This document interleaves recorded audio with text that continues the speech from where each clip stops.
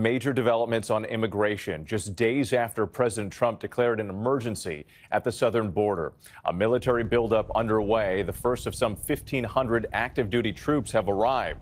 Marines from Camp Pendleton arriving with heavy equipment and Osprey aircraft.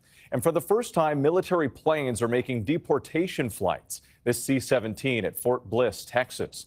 Migrants in restraint seen boarding a flight to Guatemala. A new image from inside another flight taking off from Tucson, Arizona.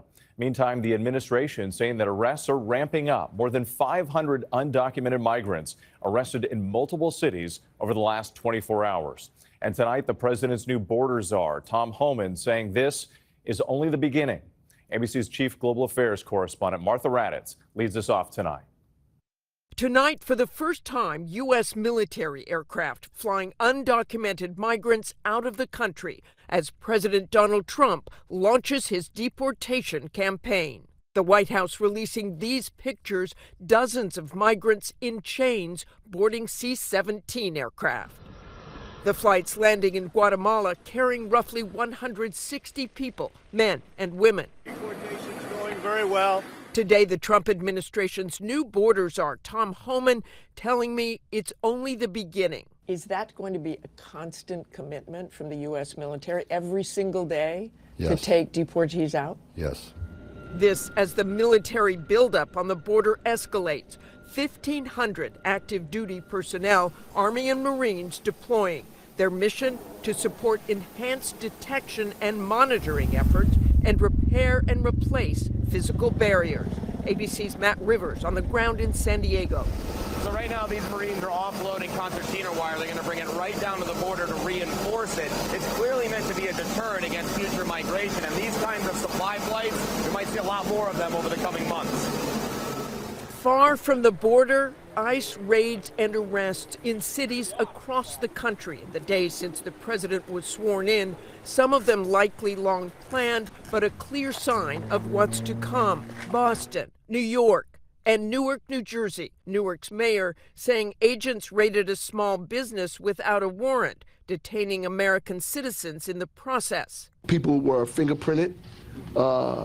Pictures of their IDs and face were taken there. When I got this information, I was appalled. The Trump administration releasing numbers showing 538 arrests over the past 24 hours. The White House saying they're initially targeting undocumented immigrants who have committed violent crimes. But Homan acknowledges not everyone swept up in the raids fits that profile. And he has a stark warning to anyone who's in the country illegally. So is this what we will see every single day, ending in what the president has promised is millions and millions being deported? Yes, but you can see the numbers steadily increase, the number of arrests nationwide as we open up the aperture. Right now it's concentrating public safety threats, national security threats. That's a smaller population.